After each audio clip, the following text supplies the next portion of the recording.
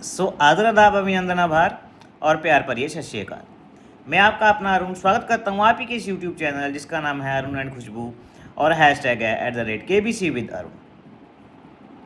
तो दोस्तों मैं आप सभी को बता दूं कि जिस घड़ी का आपको इंतज़ार था इस साल 2026 कौन बनेगा करोड़पति KBC के यानी पहले ऑडिशन जो हैं वो कल मुंबई में होने जा रहे हैं। सुबह एक तो 7 बजे का स्लॉट है, एक स्लॉट है सुबह के दोपहर के 1 बजे का। तो ग्राउंड ऑडिशन दोस्तों एक ऐसा स्टेप है जो आपका जो सपना है हॉट सीट पर बैठने का वो पूरा कर सकता है और सारा का सारा जो के हॉट सीट पे बैठने का तरीका है वो आप लोगों को मैंने ऑलमोस्ट बता दिया है। आज के इस वीडियो में कुछ जरूरी टिप्स शेयर करेंगे जिसको फॉलो करके आपका सिलेक्शन लगभग तय हो सकता है और कैसे आप वहाँ पे कुछ तरीके से बेटर परफॉर्म कर सकते हैं वो चीज़ें आज की इस वीडियो में हम लोग जानेंगे। मैं अक्सर कहता था कि जो पहले SMS आने हैं सिलेक्शन के वो कहीं ना कहीं वहाँ पे किस्मत काम करती है। मान के चलें आपको SMS आया या नहीं आया रैंडमाइज़र के through, it's totally depend upon your luck and किस्मत ऑल्सो। बट अगर आपका एक बार SMS आ गया है ग्राउंड ऑडिशन का तो अब सारी की सारी जो गेम है दोस्तों वो अब आपके हाथ में है। आपके हाथ में कैसे, चलिए जानते हैं। सबसे पहले तो जो लोग कल मुंबई के लिए ग्राउंड ऑडिशन देने जा रहे हैं, इनफैक्ट ये जो टिप्स मैं देने जा रहा हूँ ये सभी के लिए काम आएंगी, for Mumbai also, for Amritsar also, जहाँ भी कोलकाता, इंदौर, लखनऊ, जहाँ पे भी ऑडिशंस हो रहे हैं सभी के लिए टिप्स जो है वो काम आने वाली हैं। इसी के साथ एक बात और, जब कल मुंबई के ऑडिशंस हो जाएंगे उसके बाद भी हम लोग एक वीडियो लेके आएंगे कि किस प्रकार के वहाँ पे क्वेश्चन पूछे गए और किस किस को एंट्री मिली, किस किस को एंट्री नहीं मिली, ताकि जो आगे आने वाले बाकी के ऑडिशंस हैं उसमें लोग उस बातों का खास ख्याल रखें। सबसे पहले तो जिन लोगों ने अभी तक मेरे फॉर्म वाले वीडियोस नहीं देखे हैं वो फॉर्म वाले वीडियोस डेफिनेटली देख करके जाएं। इससे पहले भी मैंने फॉर्म पे कंप्लीट सीरीज़ डाली थी लास्ट ईयर। अभी एक वीडियो फॉर्म का इस साल रह गया था लेकिन वो सीरीज़ का लिंक जो है मैं आपको दे दूंगा। जिसको चाहिए मुझे टेलीग्राम पे मैसेज करे या इंस्टाग्राम पे मैसेज करे, उसको उस चीज़ का जो लिंक है वो मिल जाएगा और डेफिनेटली उससे उसको हेल्प होएगी फॉर्म भरने में। आप मेरे को वहाँ पक्का याद करेंगे कि सर आपने जो फॉर्म वाली वीडियोस बताए थे उससे फॉर्म जो है वो बहुत अच्छा गया। और अब जैसा कि हम बिल्कुल स्टार्ट करते हैं, एक इसमें हम कवर अप करेंगे ड्रेस कोड वाला पॉइंट जिससे आपको डेफिनेटली बेनिफिट होने वाला है। बेनिफिट कैसे वो भी मैं आपको बताऊंगा। सबसे पहले जिनको ऑडिशन का मैसेज आया और उनका टाइम स्लॉट है सुबह के 7 बजे, उनको जो है लाइन में लगने के लिए सुबह 5:30 बजे के करीब वहाँ पहुँचने की कोशिश करनी है। उसी तरीके से जिनका ऑडिशन है दोपहर के 1 बजे, उनको कोशिश करनी है सुबह के लगभग 11:30 के 12 के बीच वहाँ पे पहुँच जाएं। इसके 2-3 फ़ायदे हैं दोस्तों। क्या फ़ायदे हैं, मैं 5:30 या 11:30 क्यों बोल रहा हूँ आप लोगों को। एक तो जितनी जल्दी आप लोग वहाँ पे लाइन में लगेंगे उतनी जल्दी आप शाम में फ्री हो जाएंगे, क्योंकि अक्सर क्या होता है जब आप लाइन में लगते हैं तो एक आपको चेस्ट नंबर या टोकन नंबर वगैरह इशू किए जाते हैं। जो चेस्ट नंबर या टोकन नंबर वगैरह होते हैं उसी के हिसाब से अगर आप सेलेक्ट होते हैं फॉर इंटरव्यू तो उसी के हिसाब से आपको इंटरव्यू में प्रेफरेंस दी जाती है। सपोज़ करें आपका नंबर है 1 और किसी का नंबर है 10, तो अगर आप जीके टेस्ट जो 20 क्वेश्चंस का आएगा वो क्लियर कर लेते हैं तो 1 नंबर वाले को पहली प्रेफरेंस दी जाएगी इंटरव्यू में। प्रेफरेंस सिर्फ इंटरव्यू टाइमिंग की है, ऐसा नहीं कि सिलेक्शन में प्रेफरेंस दी जाएगी। मतलब इंटरव्यू उसका पहले हो जाएगा 1 नंबर का एज़ कम्पेयर टू 10 नंबर। ये बात आप लोगों को ख्याल में रखनी, इसीलिए आप लोग जो है पहले लाइन में लग जाएं।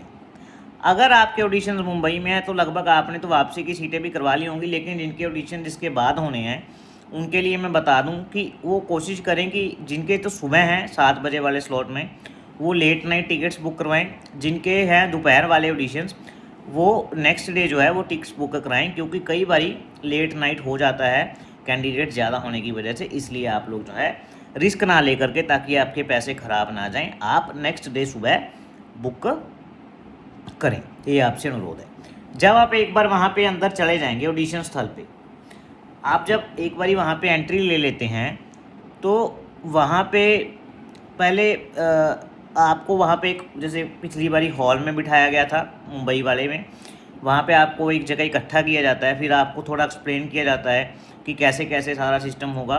उसमें आपको बताया जाएगा कि आपको एक बुकलेट दी जाएगी, जो हमने एक्सप्लेन की है वो भरना है।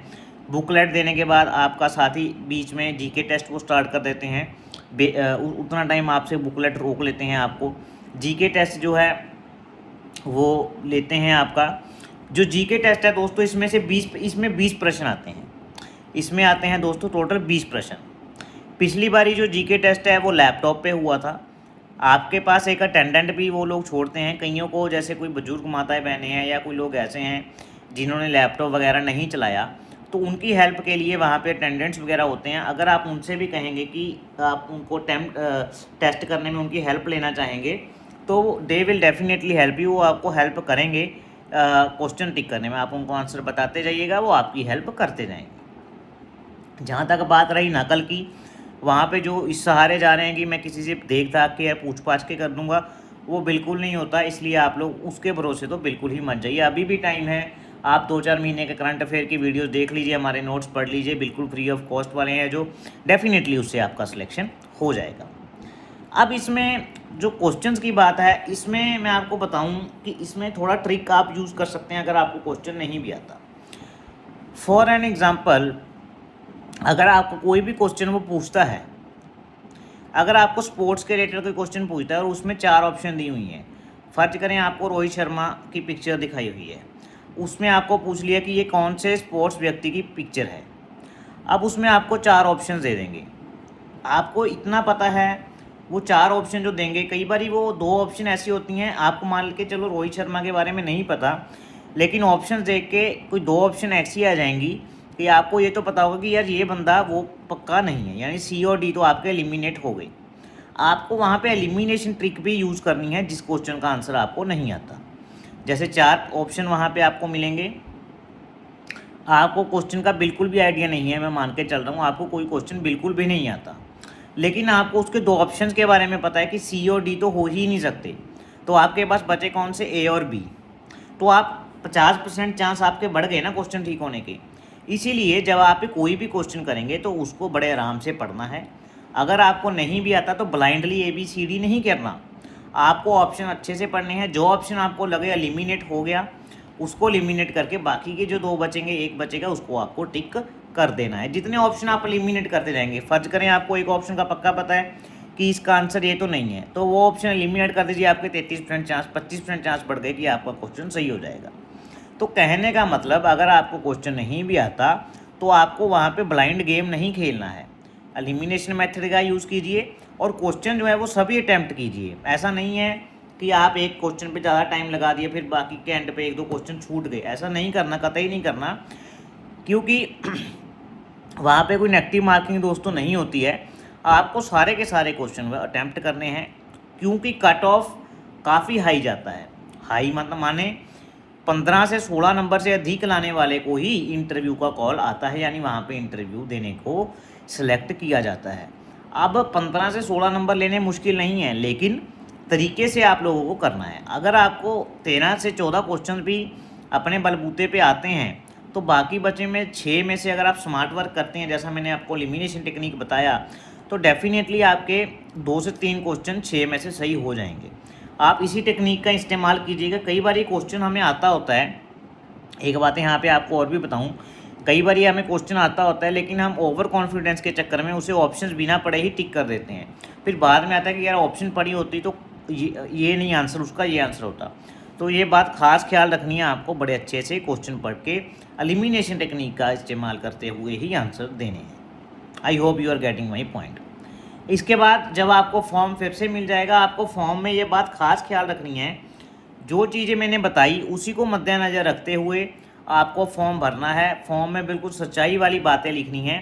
ध्यान ये रहे कि आपने लिखना तो सच है, बस उसे लिखना कुछ अट्रैक्टिव मैनर में है और बाकियों से हटके है। हटके क्यों लिखना है? कि 18,000 लोगों में से अगर हमने 200-300 में सेलेक्ट होना है तो डेफिनेटली आपको कुछ हटके लिखना पड़ेगा। हटके लिखने का तरीका ऐसे नहीं है कि कहीं से आप जो जिनका सिलेक्शन होता है वो वर्ड्स कहीं से खरीद के लेके आते हैं या उनकी स्किल्स कुछ ज़्यादा अच्छी होती हैं। आपने KBC में देखा होगा ना कैसे कैसे कंटेस्टेंट्स आते हैं, तो वो कुछ थोड़ा हट के लिखते हैं, इसी वजह से उनका सिलेक्शन होता है। वही चीज़ आपको करनी है और आपका भी सिलेक्शन हो जाएगा। और एक बात रही ड्रेस कोड की। ड्रेस कोड के लिए मैं आपको एक बात बताना चाहूँगा मेरे भाइयों बहनों दोस्तों, कि अगर कोई ऐसी जॉब में है, सपोज़ करें अगर कोई भारतीय सेना में काम कर रहा है, अगर कोई पुलिस में काम कर रहा है, अगर कोई लॉयर है, यानी कोई ऐसी जगह काम कर रहा है जिसमें उसको रेप्यूटेड ड्रेस है, यानी कई ड्रेसेस का मतलब देश में मान होता है। अगर कोई हम सेना वाले को देख लें तो लगता है कि हाँ भाई ये बंदा सेना में है, हमारे लिए काम करता है। पुलिस वाले को देख लें तो कई कई ड्रेसेस देख के ना मन में एक इज्जत की भावना आती है, चाहे फिर वो डॉक्टर हो, सेना में हो, पुलिस में हो, ये ऐसे करके बहुत से प्रोफेशन हैं, लायर हो, मतलब कोई भी तरीके के हों। तो अगर आप ऐसे किसी प्रोफेशन में हैं तो मैं आपको सजेस्ट करूँगा कि आप अपने प्रोफेशन वाली ड्रेस, अगर आपका डिपार्टमेंट अलाउ करता है as per your terms and conditions and all, तो आप वहाँ पे ज़रूर पहन के जाइएगा वो ड्रेस। जब आप इंटरव्यू देने जाएंगे तो कोशिश कीजिएगा कि आपके वो ड्रेस पहनी हो, इससे थोड़ा वजन बढ़ता है और सिलेक्शन के चांसेस बढ़ते हैं। पर ये बात भी खास ख्याल में रखनी है, अगर आपकी ये जॉब अलाउ करती है कि आप वहाँ पे पहन सकते हैं, अगर आपकी टर्म्स एंड कंडीशन और आपका डिपार्टमेंट अलाउ करता है तो ही आप पहनिएगा। मैंने जस्ट आपको सुजेशन दिया है क्योंकि मैंने ऐसे केसेस देखे हैं जहाँ पे ऐसे सिलेक्शंस होते हैं, इसलिए आपसे भी अनुरोध है कि इस बात को थोड़ा सा तवज्जो दे करके ध्यान दें। इसके बाद दोस्तों बारी आती है जब आपका, अगर मैं मान के चल रहा हूँ कि आपका जो जीके टेस्ट भी है वो क्लियर हो जाता है, जीके टेस्ट क्लियर होने के बाद आपकी बारी आती है इंटरव्यू की। ये बेहद ज़रूरी स्टेप है। एक तो इसमें जो आपने फॉर्म भरा है उसकी लगभग सारी तरीके की वेरिफिकेशन होती है। वेरिफिकेशन कैसे? जो आपने फॉर्म में भरा है वो सामने वाला बंदा पढ़ेगा, उसी से आपको क्वेश्चन पूछेगा, उसी में से आपको क्रॉस क्वेश्चनिंग भी होगी। कहने का तात्पर्य ये है कि एक तरीके की वेरिफिकेशन वो करते हैं कि जो जो चीज़ें आपने फॉर्म में लिखी वो क्यों लिखी, वो कितनी इफ़ेक्टिव हैं, वो सच भी हैं कि झूठ भी हैं। अब आपने कुछ चीज़ झूठ लिख दी, आपको लगेगा सामने वाले को तो मैं बेवकूफ़ अच्छे से बना दूंगा, लेकिन भाई वो लोग हज़ारों 2000 लोगों का इंटरव्यू लेके आपके सामने बैठे होते हैं, वो टीम बेहद जो है वो एक्सपीरियंस्ड है, इसलिए आप उनसे झूठ बोलने की कतई कोशिश ना करें। ये मेरा आपको एक सजेशन है, बाकी करते आप कुछ भी रहें, मेरा मतलब एक सजेशन देना आपका फ़र्ज़ है एज अ भाई, एज अ फ्रेंड। तो आप जितना सच बोलेंगे उतनी सिलेक्शन के चांसेस सच माने बढ़ेंगे। तो आपको जो ऑडिशंस होंगे उसमें आपको सिर्फ कॉन्फिडेंस दिखाना है, कॉन्फिडेंस दिखाना है, ध्यान दें, ओवर कॉन्फिडेंस नहीं दिखाना है। सामने वाला बंदा कुछ पूछ रहा है तो आपको उसको कॉन्फिडेंस के ज़रिए आंसर करना है, ये नहीं करना कि उसको किसी तरीके का नीचा दिखाना है ओवर कॉन्फिडेंस के चलते। इस बात का आप लोगों को खास ख्याल रखना है, क्योंकि कई बार क्या होता है कॉन्फिडेंस के चक्कर में हम इतना बोल आते हैं कि सामने वाले को नीचा दिख जाता है, फिर वो लोग आपको वहीं पे सिलेक्शन नहीं करेंगे। वो सोचेंगे कि अगर भाई ये बंदा यहीं इतना बोल रहा है और अगर टीवी में कहीं आ गया तो इतना ओवर कॉन्फिडेंस में तो बच्चन साहब को भी कुछ ना बोल दे। अक्सर ये इंसिडेंट पहले भी कई एपिसोड्स में हुए हैं, तो उनको ये बात का पछतावा ना होए कि ये बंदा वहाँ पे भी उल्टा सीधा बोल के आएगा, तो फिर ऐसे लोगों का वो सिलेक्शन जो है वहीं से रद्द कर देते हैं। तो इस बात का खास ख्याल रखना है। इस बात का भी ख्याल रखना है, जो भी बातें इंटरव्यूअर आपसे पूछ रहा है, आपकी नॉलेज उसने चेक करनी थी, वो आपकी नॉलेज उसने पहले ही जो आपका टेस्ट हो गया है 20 क्वेश्चन का उसमें चेक हो गई है। अब जो आपकी इंटरव्यू है ये क्या चेक करेगी कि आप टीवी में कैसे बच्चन साहब के सामने आएंगे, कैसे बोलने की कोशिश करेंगे, कैमरे को कैसे फेस करेंगे, या फिर आपका बोलने का लहजा और कैमरे के सामने आपका कॉन्फिडेंस कितना रहेगा। हो सकता है आपको इंटरव्यू में भी जीके के कुछ प्रश्न पूछे जाएं, लेकिन वो प्रश्न की इतनी वैल्यू नहीं होती है, क्योंकि जो जीके का आपका लेवल चेक करना था वो already they have checked in the interview, already उन्होंने इंटरव्यू में चेक कर लिया। अब सिर्फ बात रह जाती है दोस्तों कि आपका कॉन्फिडेंस लेवल कैसा है और कैसे आप अपने आप को टीवी के सामने प्रेजेंट करेंगे। इसी के साथ आपको लगभग पूर्ण जानकारी मिल गई है इंटरव्यू की। और हाँ, एक चीज़ रहेगी, डॉक्यूमेंट्स। आपको कौन कौन से डॉक्यूमेंट्स लेके जाने हैं? एक तो आपको आधार, पैन, उसकी एक फ़ोटोकॉपी ले जानी है। वैसे तो एक प्रूफ इनफ होता है, लेकिन फिर भी आपको कोई 2 प्रूफ ले जाने हैं ताकि सेफ साइड के लिए एक प्रूफ इधर उधर हो जाए। उसकी जेरोक्स कॉपी यानी फ़ोटोकॉपी ले जानी है। साथ में आपके 2 फोटोज़ आप डेफिनेटली रखें। आई रिपीट, आधार, पैन, आपकी 2 फोटोज़ और एक आपका उसकी जेरोक्स कॉपी, ये आपको ले जाना है। जो बात रही मैसेज की या लिंक की, वो कल क्लैरिटी भी हो जाएगी, लेकिन लिंक वालों को भगवान से मैं यही प्रार्थना करता हूँ कि उन्हें भी एंट्री मिलना चाहिए। जैसे ही आप नंबर बताएंगे उनके डाटाबेस में सब चीज़ें होती हैं। इसलिए आप लोग जो है इस बात का बिल्कुल निश्चिंत होके जाइएगा। भगवान का नाम, अल्लाह का नाम, जिसको भी आप मानते हैं उसका, वाहेगुरु जी को, उनका नाम लेके जाएं, आपका सिलेक्शन डेफिनेटली होगा। मेरी प्रेयर्स, दुआएं, सब चीज़ें आपके साथ हैं। जब आप वहाँ से दे करके आ जाएंगे इंटरव्यू वगैरह, तो आगे के सोर्सेज, वो लूसेंट की बुक है, अरिहंत की बुक है, वो मैं आपको डीपली बता दूंगा, जिससे आप हॉट सीट की तैयारी भी तभी से शुरू कर देंगे। और तब तक के लिए शुभ रात्रि, शुभ रात्रि, शुभ रात्रि। जय भारत, जय हिंद।